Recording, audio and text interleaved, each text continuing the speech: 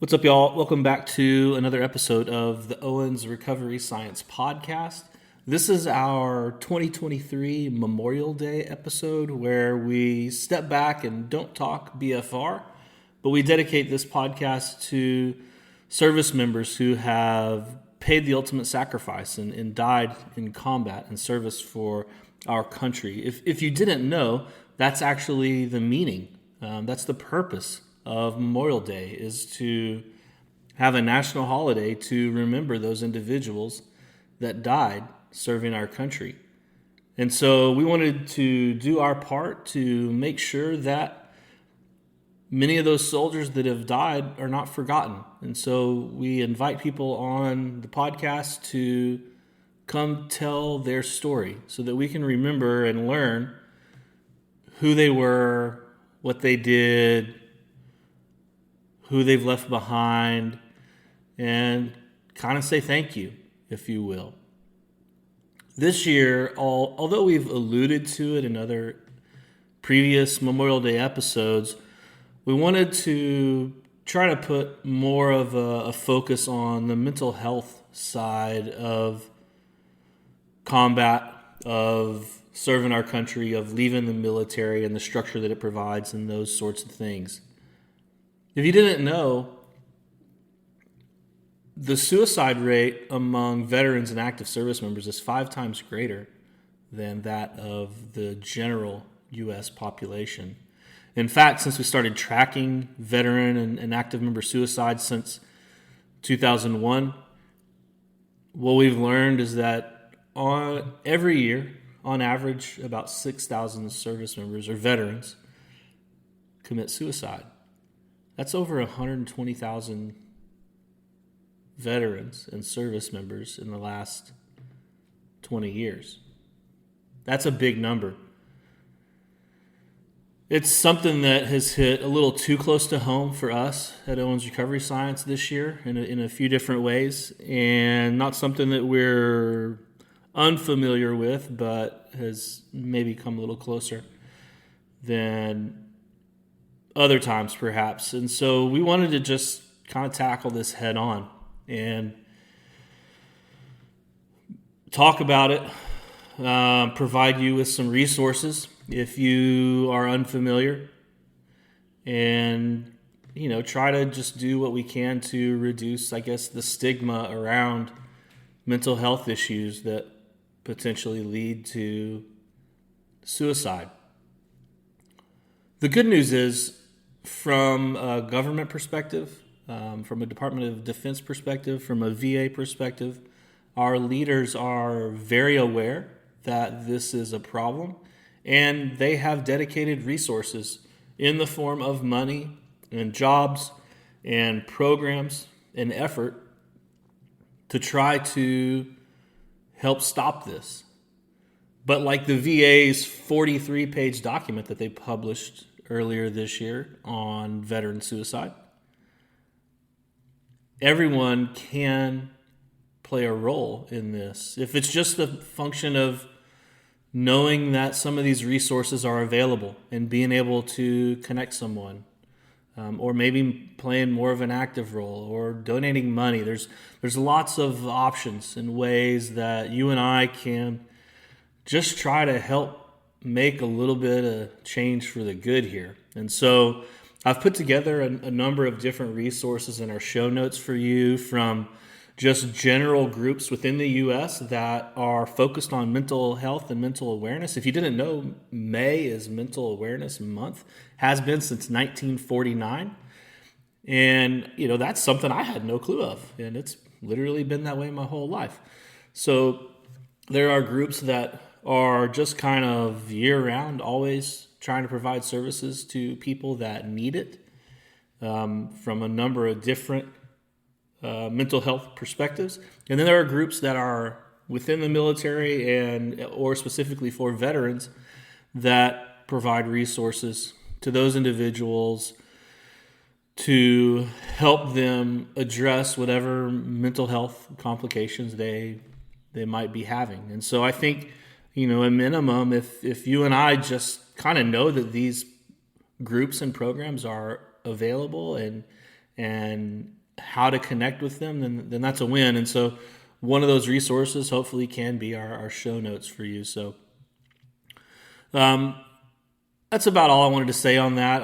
There's a lot of stats and things you could throw at this and talk about, but I think the big thing from my perspective, and I think I speak for all of Owens Recovery Science when I say this, is that A, it's important that we know that there's a problem. B, it's important that we know that there are some resources available to people, and we can try to help point folks in the right direction. So without delaying any longer, I'm going to turn this over to Johnny. He interviews a gentleman named Ryan Keogh, who is a former Army Ranger. Johnny got to know him through his time at Center for the Intrepid, and Ryan does a fantastic job in this episode of talking about the ways that he coped with leaving the military, that transition kind of out of the military, and then also with how he approaches Memorial Day, which was really, really cool to hear, honestly. And he memorializes a good friend of theirs named Joe Kapacheski, who just recently committed suicide.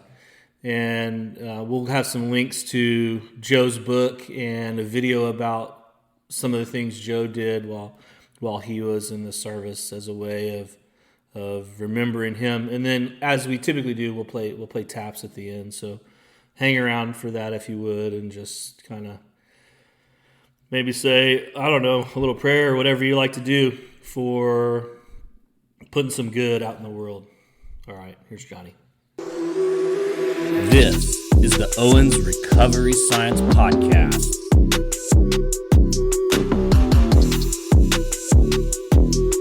All right. Welcome back to a special Owens Recovery Science Podcast. This is Johnny Owens here, and I've got Kyle Kimbrell here running the wheels of steel in the background. We do this, I think this is our third year, right, Kyle, of doing a Memorial Day podcast. So this is something that is very near and dear to our hearts. This is a holiday that we take very seriously, and a time to reflect, and that's Memorial Day, and not only to reflect on those that have passed in the wars and after the wars, but also just some of the stories from some amazing people as well. And so today I have an amazing person on the podcast. He's a great friend of mine. We became friends when he spent time at the Center for the Intrepid. I was his therapist, so I got to really pick on him a ton, but we became friends, like I did with so many of the folks there, and then along with his family. So I love this guy. He's got an amazing family. He punched way above his weight when he married his wife. I mean, yeah, that is about the truest statement that'll be said today. We always get your Christmas card, and my daughters are like, "Oh my God, they are so pretty about your daughters and your wife every year." Yeah, so. Thankfully, all my daughters look just like my wife. So it's good. It's good. I try to provide at least a little bit there, but thankfully, the strong genes came from that side. So I think the first Christmas card I got for you, I text you, "Who's the dad?" Yeah. Hey, look, there's, I always say this. I've regularly outkicked my coverage in most of my life, and I've continued. I have as well, man. I have as well. Luckily, we have weak genes. The ladies' genes take it over. But his name's Ryan Keogh. I'm gonna read your bio directly, just because there's more things in here than I'll remember. But he's from Caldwell, Idaho. He's a Boise State frickin' fan. I remember that, with that stupid blue field they have over there. I was always trying to understand what was going on over there. But he went to West Point and graduated, obviously, from the academy there, and joined the Army. Ryan served in the Conventional Army as an infantry officer, leading a platoon of soldiers during a year-long deployment in Northeast Afghanistan before being selected to serve in the U.S. Army's elite 75th Ranger Regiment down there at Fort Benning in Georgia. He's still down in the Atlanta area now. While serving in 3rd Ranger Battalion, 75th Regiment, Ryan completed multiple deployments in the support of the global war on terrorism, as well as the Ranger Rifle Platoon leader and Ranger Operations Officer. After more than 8 years on active duty, including 3 deployments, Ryan retired from the Army after losing his right leg below the knee. He's received more awards than we could probably count, in decorations, including the Bronze Star Purple Heart Combat Infantry Badge and the Ranger tab. And now he's trying to rule the world in the private equity world. So he joined the corporate workforce in 2013. He worked for one of the largest avocado producers and mango growers in the world. He completed his MBA from Emory University. And now he is with this private equity group. And again, taking over the world. He's got beautiful kids, like I mentioned earlier, 3 daughters. So he's got it worse than I do because I'm just dealing with 2 daughters, but I've got the high school thing going on. So just wait, dude, just wait. It's going to get tough. So little scared, little excited. I don't not which one is more so, but I'm thankful to have a pretty amazing wife and Laura, and then the girls are. They're close in age. We had 3 and 3 years. We call those, we affectionately call that the dark ages in our life. We went from 0 to 3 kids fairly quickly, and grad school, working at the time, and going from 0 to 3 kids. It was quite an interesting journey during those times. Yeah, lack of sleep, and it's amazing how we get through it. Well, enjoy these times. My 2 daughters in high school just got their belly buttons pierced the other day, and my wife was all beat up about it because I gave them the go ahead, but I said, babe, it's better than a neck tattoo. And she was kind of teared up, and she said, no, that's going to be their boyfriends now. I usually have effectively said the matrix of good decision making and neck tattoos are perfectly inversely correlated. Right. There's an inverse correlation. They do not, as one goes up, the other goes down. And so 100%. There's a lot of places you can get tattoos on the neck. I would usually say is not a good idea. Yeah, anywhere above the neck. We called that the tooth to tattoo ratio in physical therapy school. Oh man.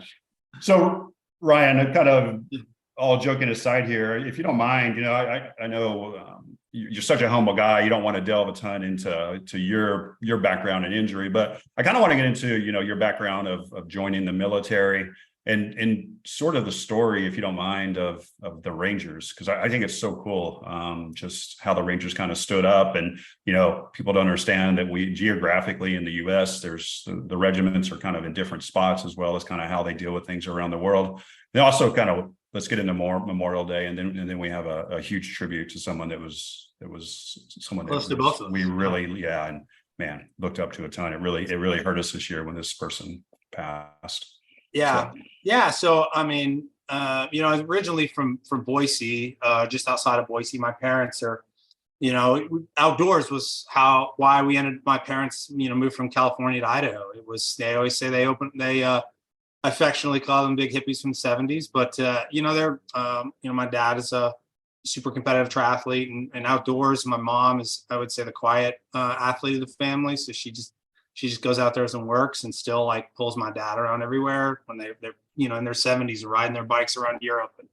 But outdoors was what we did, and that's why we grew up in Idaho. And so my parents say they opened up a map and picked the greenest spot out there, and that's how we ended up just outside of Boise. And having a life where you could be in the outdoors and physical, that was growing up. That was who I was. And then, sports were such a huge part of it. And I laugh where I say, like, I wanted to be a professional athlete and then realized I wasn't good at any sports. So the next best place that you can get paid to work out and do things out is in the military. And so I think every young, boy, and I think maybe where I grew up or at the time was, hey, you played Army man and had the little Army soldiers. And then in my formative years, really, would watch the news and do different things. And I vividly remember Desert Storm 1, so in 91. And then, which I think for me was where I found out about the Rangers, is in Operation Gothic Serpent, right? So that's Black Hawk Down is what I think people affectionately calls in 1993. And that was such a huge piece to learn about this. And so there's obviously the famous book, Black Hawk Down, which I think that book came out in like 95. Mm-hmm. I think was when the book came out, and then the movies, I would call it early 2000s. But finding out about this incredibly elite traditional infantry force, that was for me, was one into it. And I think for once you get into the military and you realize how much of a small population actually does that, Yeah. you're like, well, I'll try it, and then if it works out, that'd be awesome. And but if you bank on that, usually those are the folks that don't, right? Like I remember, I'd go to West Point and find out about West Point in the mid '90s, and man, you mean, because my parents are educators, finding out about, hey, this is what the military is, and I wanted to be in the military. Oh, and you can go to school, and this is what West Point is. I was like, this is all I want to be. This is all I want to do. And so I was able to go there for like a kind of summer experience camp, I think before my junior year, and came back and was like, all right, that's what I want to do. And 9/11 had just happened. And so it was very, 9/11 happened literally as I got back. And that kind of sealed the deal for me and was like, this is what I want to do. And this is how I want to go be part of it. And thankfully, I always say, I'm sure it would have been harder from other places, but Idaho, as I could get, it was easier, I think, from just a population standpoint to get a nomination, but was luckily to get accepted and to go. But you probably know this story. I know you do, Johnny. My wife will regularly tell me that West Point was her safety school because she turned it down, and so she got in and decided not to go because her dad and uncles are grads, but she'll regularly tell me that it was her safety school. So always reminding who's better at most things. My safety school was Austin Community College. If I didn't get into UT, I thought you would have said A&M. I mean, yes, I should have. That was below Austin Community College. I have such a good friend here locally now, and he's a big Longhorn guy, and he won't even refer to them as a college, A&M. So, but so that was kind of what I wanted to do. And when I was in at West Point, and you've got to compete for what you want to do in the Army. Your class rank determines what job, what you want to do, and was really thankful enough to be able to get selected as infantry, because normally in years past, and I think now, it's not really competitive to pick infantry. Most folks want to be helicopter pilots, or they want to go be doctors, or they want to go be military intelligence. Like my years, a huge population wanted to be infantry. That was why you joined after 9/11. Like that was a 9/11 thing, right? Yeah, and so it was super competitive. And we joke now, and then and so like when I was there and we pick infantry, all of my friend group, this is how I ended up. This was like what I always say signifies. Most people compete when you go compete about what unit or what place you want to post. You pick a place based on a location. So, Hawaii or Italy. A lot of guys in my unit, what we would do is they pick out this. It was a calendar. We called it the patch chart. That's what it was referred to, and it had a deployment calendar. And so you knew what units were deploying at what times. And so we would lay this out and be like, okay, what unit is going to deploy at the time I will get there after Ranger school and infantry officer? It was like, that's what you picked. Yeah. Was about how the fastest can I get to the fight. And I, again, luckily is graduated, went to Ranger school, which is obviously leadership school, and airborne, and kind of did the basic infantry officer stuff and deployed pretty quickly afterwards to Afghanistan. And so, got a chance to do that, which was, what we call the Wild Wild West at the time, was because a lot of focus was on Iraq. And it was a very informative, I would call it transformative and developmental for me as a human, as a leader, as an officer, because it was unique. And, you're at that time in Northeast Afghanistan, if you got in trouble, like there was nobody coming. And so it was you. And, but thankfully, and this is, I think, what we're getting to in Rangers, was able to put a packet in and get invited to come selected to be part of the Ranger Regiment. And so how that process works is you put in a paper application, and they have a board, or they select, and they say, sure, we'd like to invite you to come to RASP, which is called Ranger Assessment and Selection program. It's called RASP 2 for officers, and you go there for, I think it's 3 or 4 weeks. It's been a decade or longer since I've been, but and you go through the physical process, you go through a board, and then was lucky enough to get selected to go to 3rd Ranger Battalion. And is that down at Benning that you go through that's RASP? at Benning. Yeah, Benning. RASP is at Benning, and then you get selected and you go to one of the 3 battalions. So there's 3rd, 2nd, and 1st. I was selected and had kind of been penciled in by 3rd. And I will tell you is there's few things in life that I have found that live up to the hype. That what you put on something on a pedestal about an organization or a group of people, or like sometimes you say, as like in the civilian world or corporate world, you're like, oh, that business looks great. Mm-hmm. Or man, those guys haven't made, you get, it's like the grass is greener, and then you get on the other side of the fence and it's astroturf, and you're like, yeah, okay. Or it's fertilized with manure, right? That's another saying. But I got to Ranger Regiment, and it lived up to every bit of the hype. The professionals that exist in that organization at every level, it is, you see why and you not only are you selected to be there, you earn your right to stay there every day. And so it was such a great time, and had a really good experience there. Obviously, getting hurt while I was there, and then leaving the military, and that was obviously not my choice. Now my life is great, and I love it now. Yeah. But and I think at the time it was right for me to get out when I did. Obviously, went to San Antonio and spent obviously the great time with you. But the Ranger Regiment is, I'm not sure if it's a great time, but yeah, there were some good times, but there were some rough times. San Antonio, not a great time.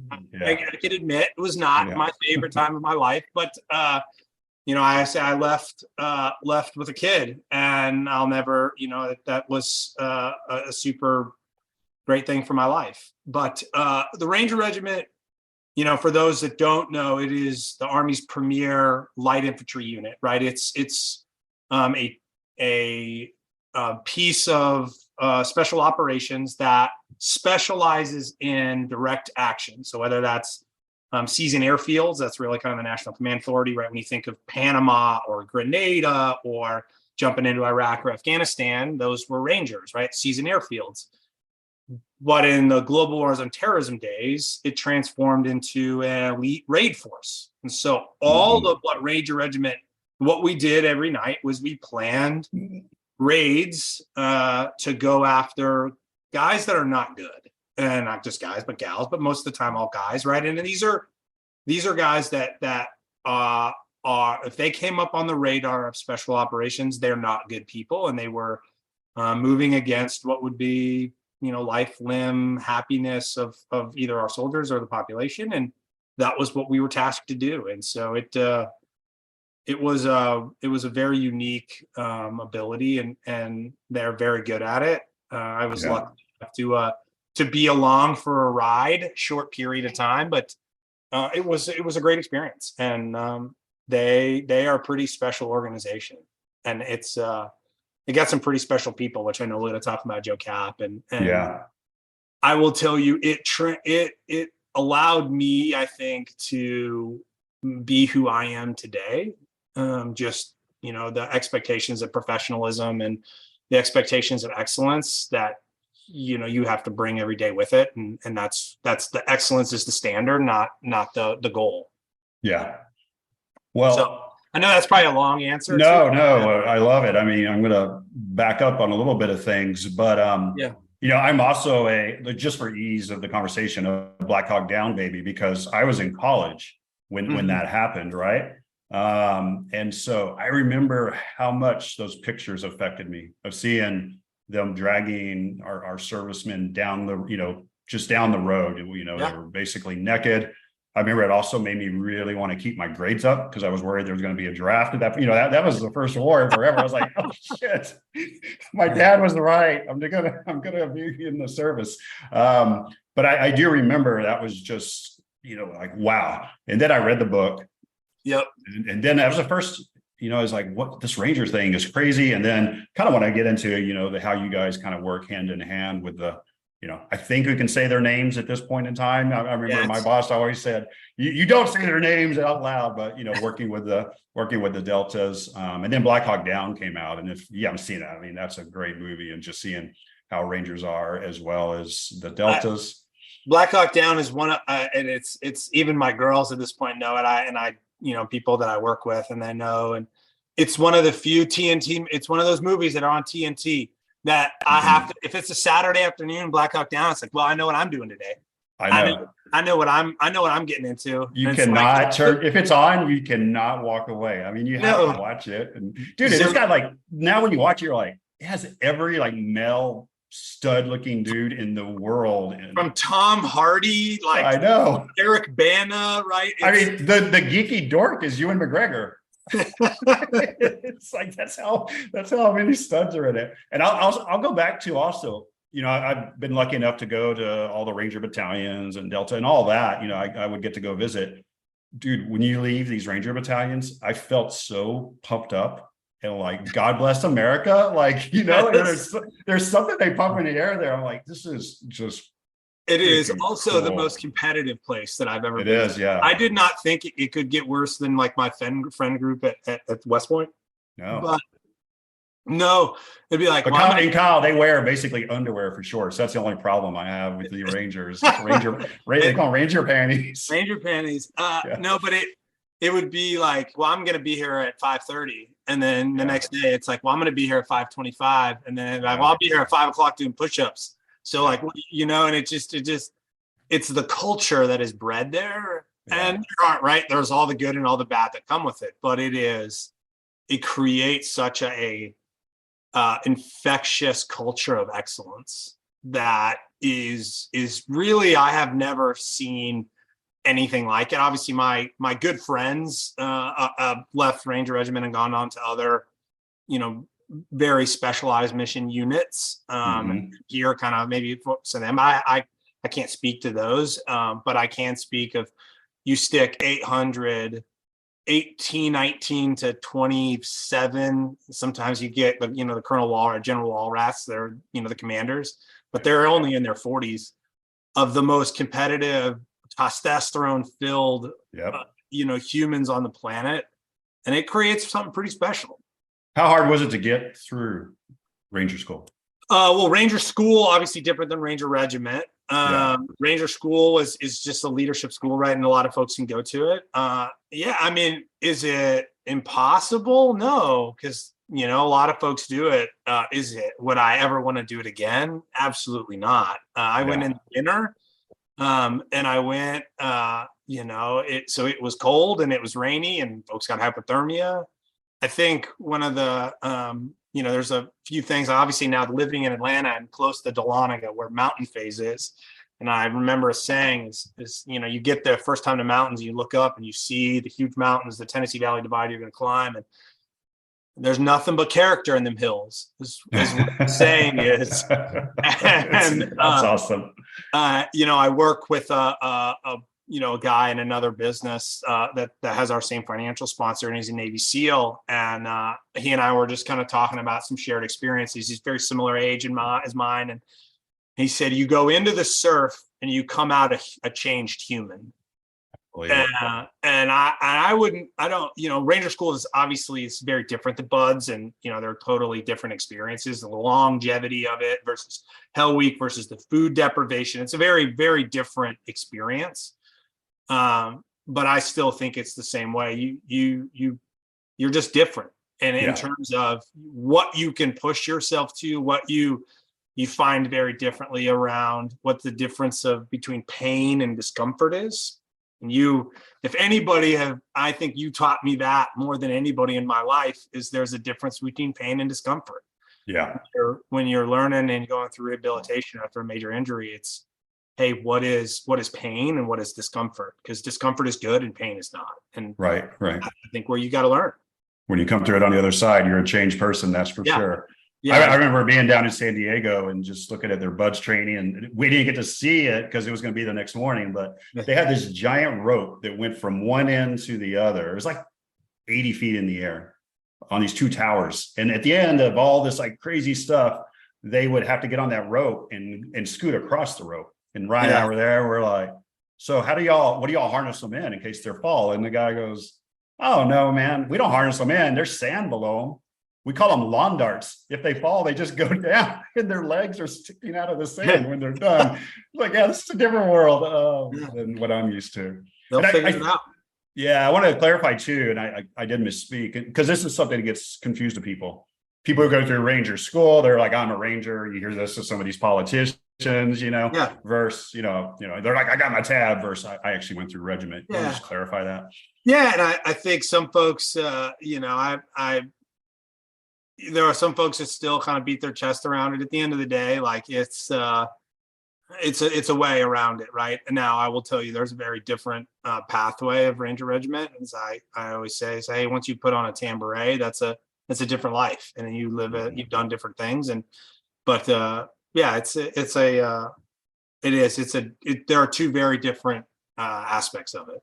Not to discount one or the other, it's just they're different. And people, if you watch Black Hawk Down, we see Rangers and Delta or these tier 1 kind of groups working very close together. Can you speak onto that relationship, how those missions kind of work? Yeah, again, it's probably totally different than it is now, but they work really, we would work with a lot of different units, whether it's a SEAL unit that exists, or it's a Delta unit that exists, or, there are some other ones out there, right? And we all have different, like what we bring to bear to the fight is very different, right? It's, there is Rangers, right? When you bring, 60 to 50 to 60 heavily armed, very well-trained infantry soldiers, like that's what you bring with Ranger Regiment versus, maybe somebody that's trained in counterterrorism or something like that. And so they're complementary forces, right? Like Rangers show up with machine guns and, all different types of things that mortar systems, that maybe not a different special mission unit might not have, because they're just different organizational structures. But they go to missions and we work collaboratively together. Right. Yeah. At least that, again, that was how it was. Again, when I was very different, but they have different mission sets, and so, but they are all, at the same end goal of trying to be that elite raid force, if that's what the mission is.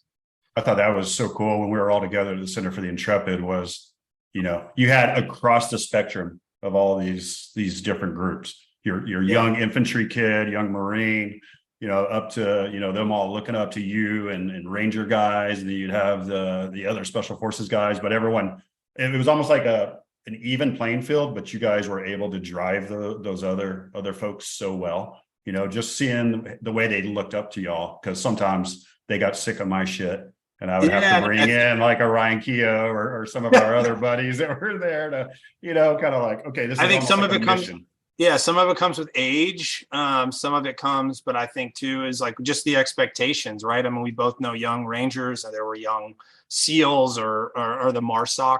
We both know some folks that were from the Marine Special Operations Unit. And it's the same people that gravitate to those organizations. They just, they have like the expectation about it. And then a lot of times what you found, and even, and obviously me trying to go back, is you don't, people ask, it's like, you don't want to leave the all-star team once you make it.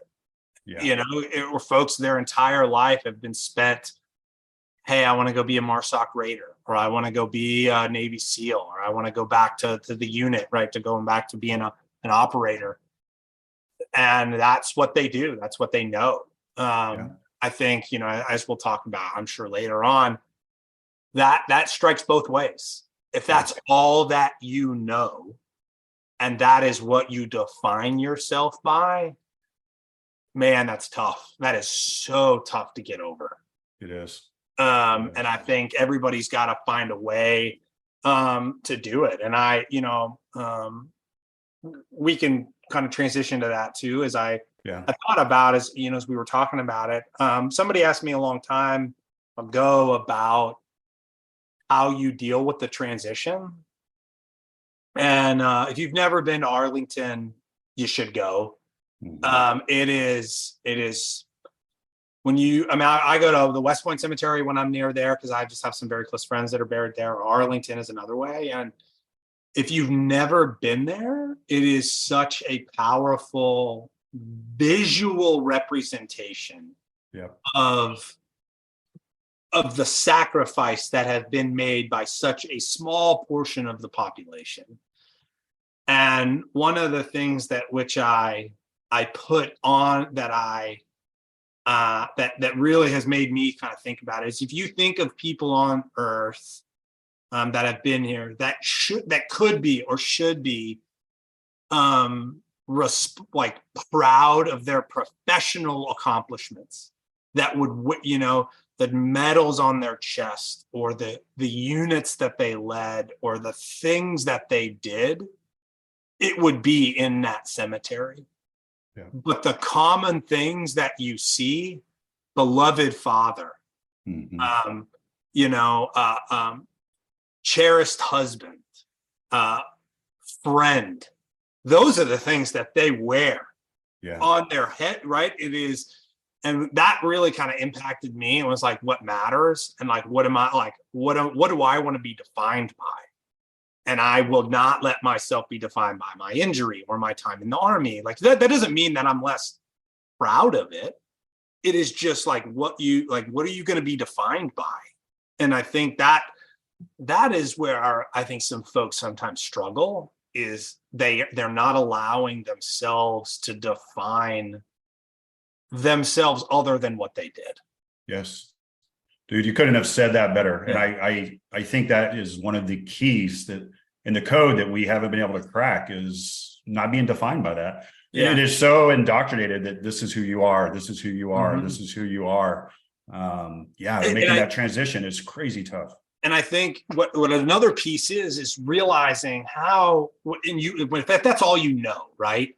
And you've been in the military for 20 years, and you know what success looks like, the next rank, the next position, the next job, that it is defined. A lot of times it's by time, it's by experience. It's this unit will define success for me.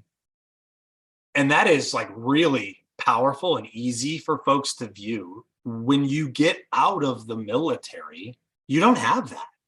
And so you have to define your own success. And for me, it's even, I've struggled in ways of saying, like, where I'm, I'll get a huge, if I'll take a new role or get something here, and I'm like, man, I do not believe I can be successful. And like that self-doubt of, Jesus, this is hard.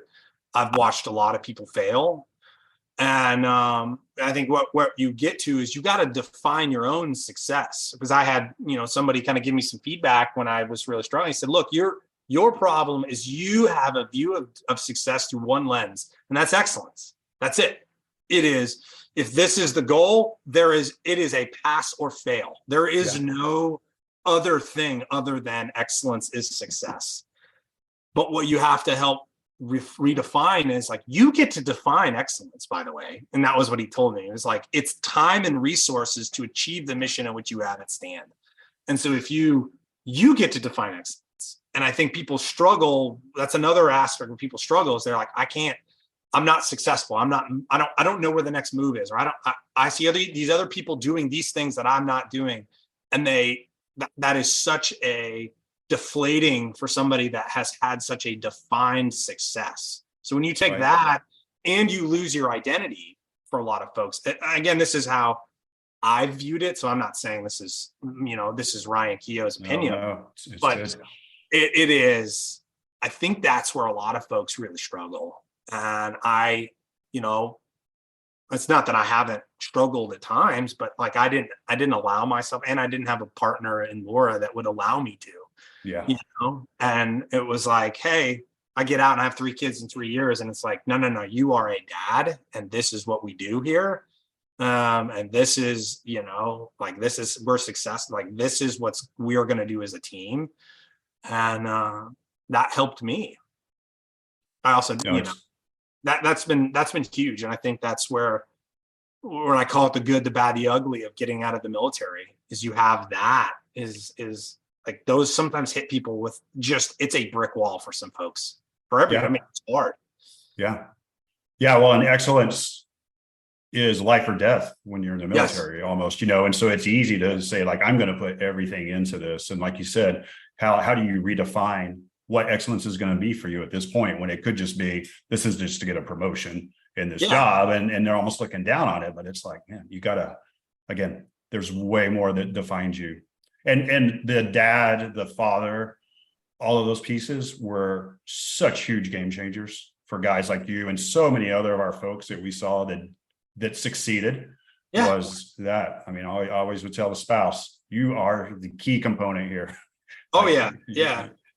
That is the anchoring, it was such an anchor for me there. It's been an anchor everywhere. Is like, it's you. I mean, I think you guys know this too, is picking the right spouse, a partner, is probably the most important decision you'll ever make.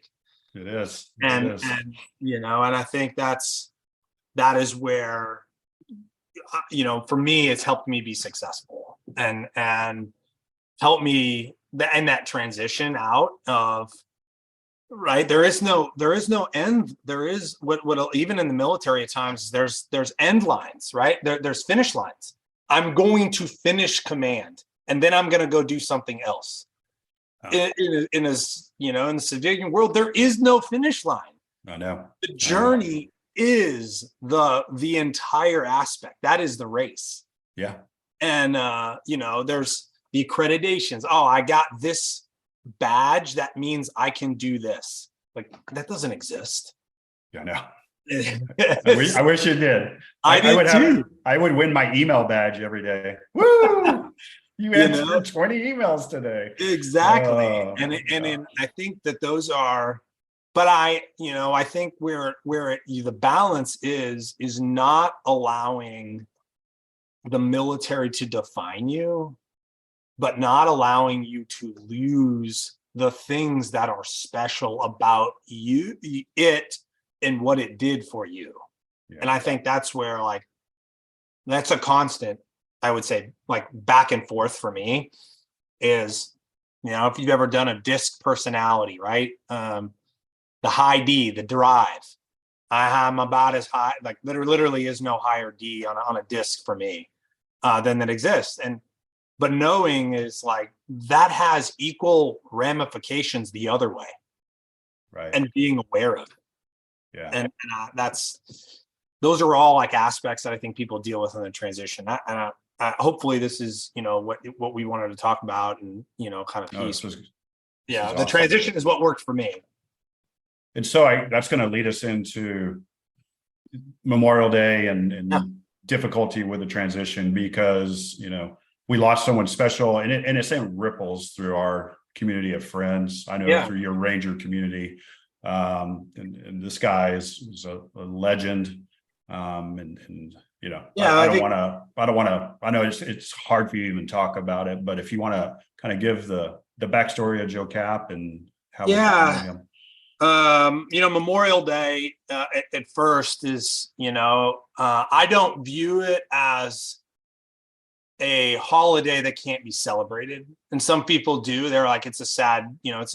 And it is, but it is meant, like, I view it through, we get the opportunity to celebrate the sacrifices of people and folks that have made such an impact on me and community and our country. And I use that. So that's the thing we were talking earlier. Like, I'm looking forward. We leave tomorrow for the beach. We're going to go down to South Carolina to the beach. And I do a thing and this will now be the 4th year in a row that we've done it. And I'm going to make it a tradition, is I literally like put together a presentation. Like, this is the nerd, like work nerd in me, about a friend or a soldier, Ranger of mine that passed away. And I make a slideshow presentation. This is who they are. This is where they're from. This is what they did. This is where they grew up. Here's pictures of us together. Here is where they died. This is what they were doing when they died. and it puts a face and a name. It puts my way I described it. It puts an address on Memorial Day. Yeah. And my girls have like ingrained this now. And so they go into Memorial Day and they're like, who are we celebrating this year? I like, Daddy, tell me about who we're celebrating this year. Wow. And I'm like, we're going to find out about it. And like being able to like put an address to Memorial Day, not only is it helpful for me and it's like therapeutic, right? Because I get to like dig up old pictures of like me and this guy together. And I'm like, holy smokes, I was in shape. Like what happened? Yeah. or B, and then just like you get to like it's therapeutic to like think of the good times and not what has been very hard is looking at the things that they missed out on. Like a guy that we did last year, such a very close friend of his name is Jay Jones, who's my West Point classmate and was in 7th Special Forces Group and was killed in Afghanistan in 2000 and I believe it's 2014. And it was incredibly tough for me to think about. He didn't get to be a dad, and he didn't get like the world didn't get to see how unfairly it was of how good he was at everything, how smart he was, how athletic he was, like the things, like how it was annoyingly good at everything. And the world, we missed out on that. That was sad for me, but I was able to like therapeutically talk about it with my girls about, you guys, let me tell you about Jay. And like, I got to tell you some funny stories. And my wife, Laura, gets to sit there about, we had him and our other friend over for dinner one night. She's like, I just had to listen to you three idiots just make fun of each other for an hour and a half. Like, that was what we did. Yeah. And so, but that's how I use Memorial Day. One, like, I'm always like, for me, I will never work on a Memorial Day in my life. Like, I don't care what it is. And that is like, you can, when somebody wants to hire me, it's like, yeah, that's great. I'll do that. Except if it's on Memorial Day. Like I will not, that is one, I'll work on Veterans Day. It is what it is. And like, hopefully I can not have to, and I get to go do something, but Memorial Day is it carries so much emotional weight for me in a good and bad way. Yeah. So, but that's interesting. This is cathartic. And, my Latino wife and her family, they celebrate Day of the Dead. It's it's pre-Keogh. They've been doing this forever, and it's very serious to them. And my father-in-law, he basically died from drinking himself to death from Vietnam. 3 tours. Yeah. My mother-in-law said, I don't remember him ever sleeping through a night. He always had these night terrors, but it is almost the same for her. She brings out all his medals and Day of the Dead, and we celebrate him. And that's interesting because we always kind of do the flag in the ground and talk about him on Memorial Day. I'm gonna bring this up this weekend. I think that's a great idea. And it's such a great way of like, one, like forcing myself to like go look at pictures and go look at and like think of memories. Mm-hmm. I always say sometimes like time itself, it's like a sine wave, right? Like it's easy and then it's hard and then it's easy. And, it's like, because you get to view, at least I do, view these sacrifices through the lens that I carry with me today, right? It's like I look at like incredible men and women that don't get the opportunity to experience the things that I've gotten to experience. And that is, I think, has been fairly sad. So I say all that is, around Memorial Day it's such a, and some folks like, oh, no, it's not a beach holiday. And it's like, look, that is on us to educate people. I don't, where folks will, the difference, the chasm between, the folks that have served and don't serve, it's not because they don't want to know, it's they just don't. Right. And it's hard. like especially like moving to Atlanta and being, the social circle of like not around anybody that was in the military. A lot of folks don't even know somebody that was in the military, which is so hard to fathom if that's all you've ever known, right? Like I went to college with folks that went to the military. I went, and it's like, this person, my grandfather served in the Navy, and then there was no one in their lives that served, or I knew this one kid in high school 20 years ago that joined the Army, and that's their only connection to it. That is, that's on us, as veterans and the folks that, that know the sacrifice to help educate folks. And shouldn't be like a hammer that you're not celebrating the sacrifices, right? It's like, no. Let me tell you about how awesome this dude was. Let me tell you about the sacrifices they've made. And that's what I try to do. And I try to celebrate it with my girls because that's what matters to me. That's fantastic. Are you doing Joe this year? Yeah, we'll do Joe this year. So, so Joe Cap, man, I'm going to be very proud if I get through this next time out. You and me both, man. I'm being emotional. Man, I don't even know where to start with Joe other than he was, in my opinion, specialty made by God, that people like that, they don't like, that is one of one. And so if the government said, I'm going to make a Ranger out of parts, they put Joe, they built Joe basically. Yeah. So if for those in physical and mental, spiritual, everything, even the look, you just look, it's kind of like when you see this picture of, what's his name? Tillman, Pat Tillman. You're like, he looks like special. You're like, okay. He had muscles he had muscles in his chin. I didn't even know they had muscles like that. That's Joe, man. But for Joe Kapacheski, for those that don't know who Joe is. So Joe, from just outside of, he's in the Northeast, I believe, just outside of Boston, joined the Army before, right after 9/11, and enlisted to become a Ranger.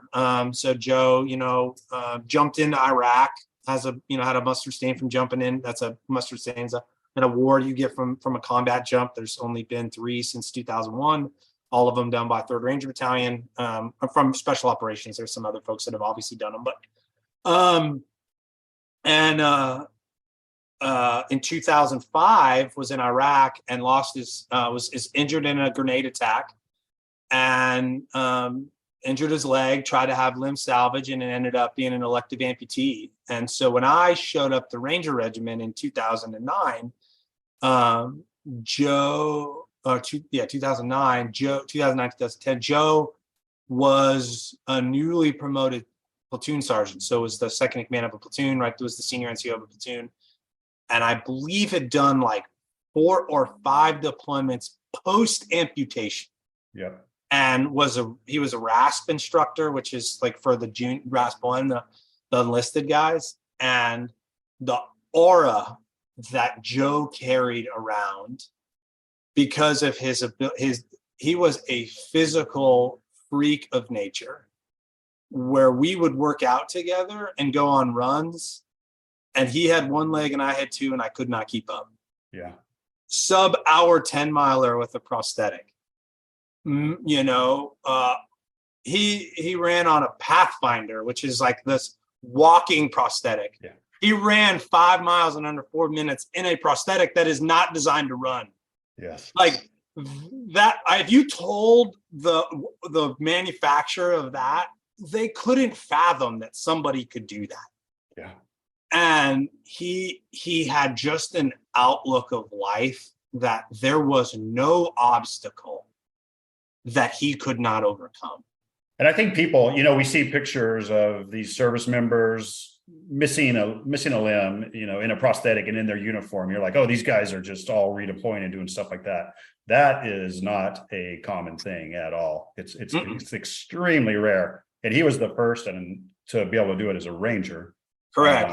And did a total of 11 deployments with or without his limb, which is I believe he did nuts. I want to say he did 7 after, And like, I mean, literally, like at one deployment that we did at the same time, like he took, like he would always carry an extra leg. Like he took shrapnel in a prosthetic. Like, Yeah. you know, Bronze Star with Valor for carrying a guy off the battlefield. Like, I mean, And I just think that story is amazing. You know, yes, that he's got a prosthetic. He's back out as a ranger. A ranger gets shot in the battlefield and fire everywhere.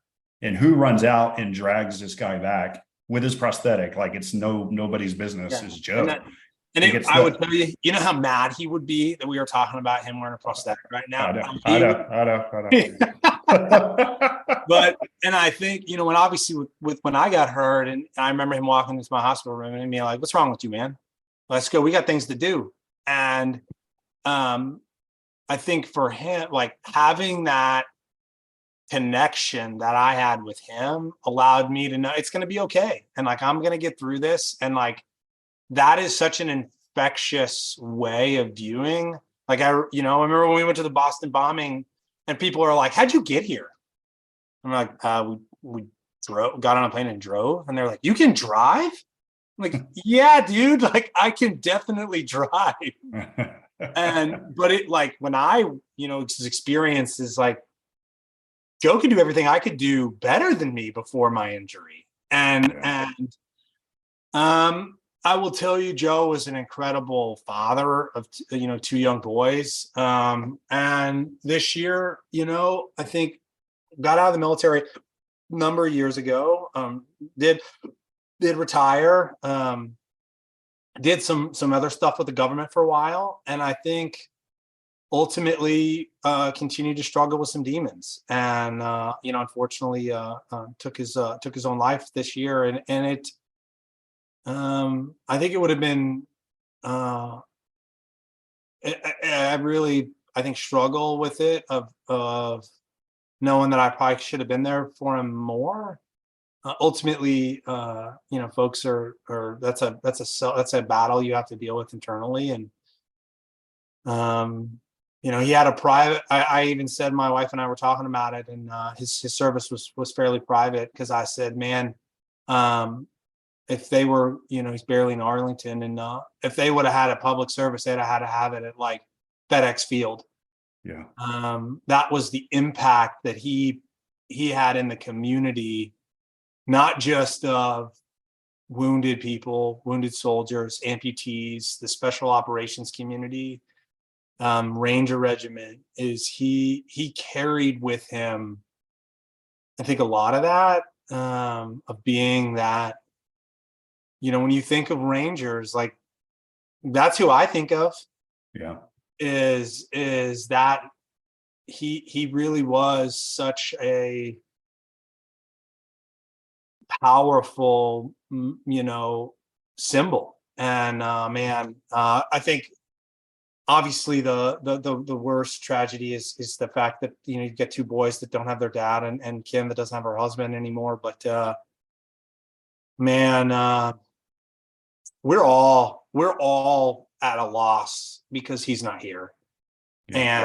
And I've made a conscious effort to try to reach out to more folks in my circle because of it. If anything, just to tell folks, hey, I love you, man, and wish we could, wish we lived near or closer, we'd get some beers. And Yeah. but God, he really was something special, man, one of one. And I miss him, and I thankful for everything that he did for me, and whether he knew it or not, and what he meant to me, whether he knew it or not. And I tried to tell him, and we'd get together, and we'd have beers, and we'd talk about random thing. I mean, he was super special. Yeah. Well, and I think this is Mental Health Month in May. And also we want to point out for Memorial Day that it's not only for those that you might think it's just on the battlefield. The battle is continuous lots of times. And you've done such an amazing job with yourself with this. But, you and I both know lots of times if I see a text come up from you or from anyone back in these days together, I'm really nervous because Yeah. half the time it is bad news like this.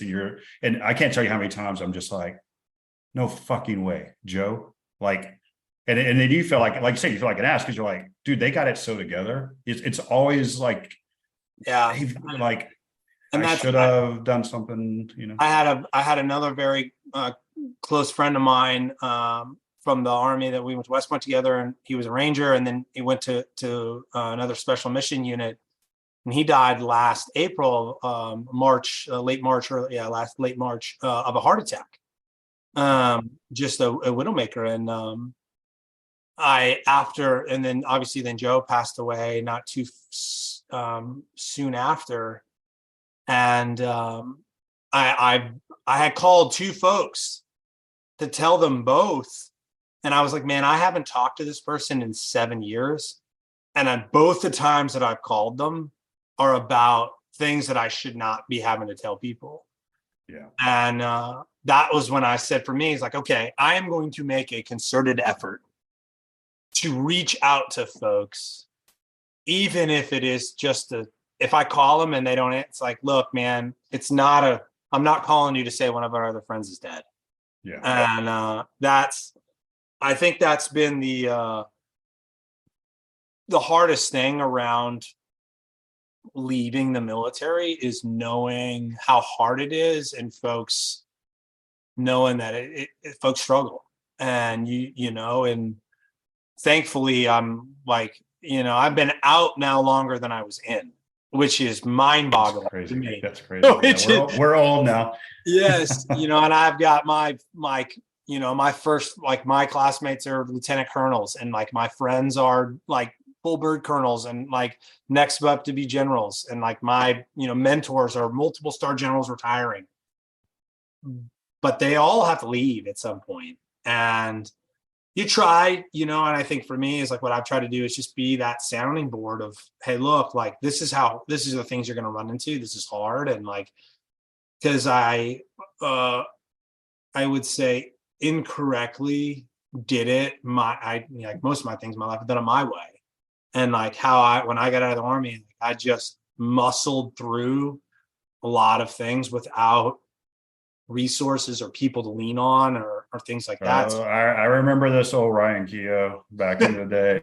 It was like, hey, and I laugh. It was like, some people were like, well, how was your transition? And I was like, well, in the 2 years after I got out, I went from 1 to 3 kids, bought 2 houses, moved, went to grad school, and switched jobs.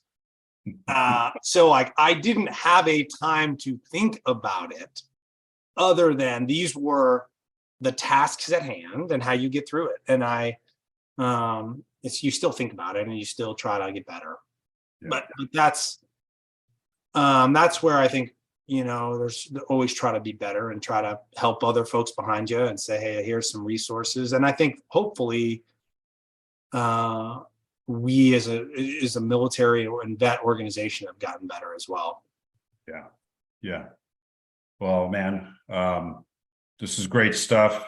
And we just want to honor Joe and all the other folks that have passed on this Memorial Day. This is, like you said, it's not a day of sorrow. It's a day of remembrance and celebration. Yeah. Celebration. It's we'll like put links. Go ahead. Sorry. Go ahead. No, I was just say we're going to put links because there is a book about Joe out there called Back in the Fight, which is really cool. And some really good links. I saw a video yesterday. I was just looking at it. Gary Sinise did a thing about Joe, not on his passing, but actually of some of his accomplishments. It was pretty cool on YouTube. So there's some great stuff. Yeah, that's and I think it's what I would imagine Chris Kyle was like in the SEAL community, or there's certain folks like we know in the MARSOC community. Everyone knew Joe. Everyone. Mm-hmm. And it's like, obviously Joe and I were I think closer because of our similar injuries. We joked that like we would buy shoes together. He would get the left, I would get the right. But what I would say is, I felt very lucky that I was one of the many, many people that got to know him. And there are folks that know him better, or, and it's not, obviously it's not a contest, but I'm just fortunate enough to be in that group that got to call him a friend, whether, that's how I viewed him. And Yes. he was pretty special. And Yeah. I think I would say the same thing about folks about you and like you, Johnny, and I'll use this as a way, because I know you will not toot your own horn in this way, is for those that don't know what Johnny means to a lot of us. I could not have done, and I couldn't be who I am today without Johnny have been there in what I would consider the darkest time of my life. And I didn't know how to get out of the hole a lot of times. And when you have somebody like Johnny, even though he is, a pain in the ass a lot of times, was always there, would always answer the phone, would always be there, and wasn't just a physical therapist. And I'm not going to let this opportunity go by without saying thank you. And thank you for being there for me, my family, and being a friend. I'm not going to let this opportunity, because, you won't talk about how good you are and were as a therapist, but mostly as a friend. Awesome, man. I love it. That's why I love just being able to stay in touch with you guys. It was the best of times. It was the worst of times, right? Yeah. Joshua and I just reflected last summer on, man, I don't know if we could do it again, but I really miss our times with everyone. We missed you at Johnny's wedding. I know. It sucked. I know. We had Dr. Shu and I got to spend a lot of quality time together, and we laughed and was like, man, these are the fun times when none of us are in stressful situations, and we get to be a part of a good thing, and we're years and years removed from trauma. And it's we get to celebrate. I was like, man, it was pretty awesome to do that, and we missed you there. So, but I still have it. Let me see it. The flag you gave me, man, still one of my coolest gifts of all time. Ryan, after he recovered and redeployed and carried a flag out on his first mission, and then gifted it back to me. It was super cool. Still have it sitting here. Well, all right, man. That was amazing, Ryan. Happy Memorial Day, brother. I miss you. Let's keep all reaching out for the good things and not the bad things. And I appreciate you doing this, my man. Yeah, man. Of course, brother. I'll always do that. And again, appreciate you.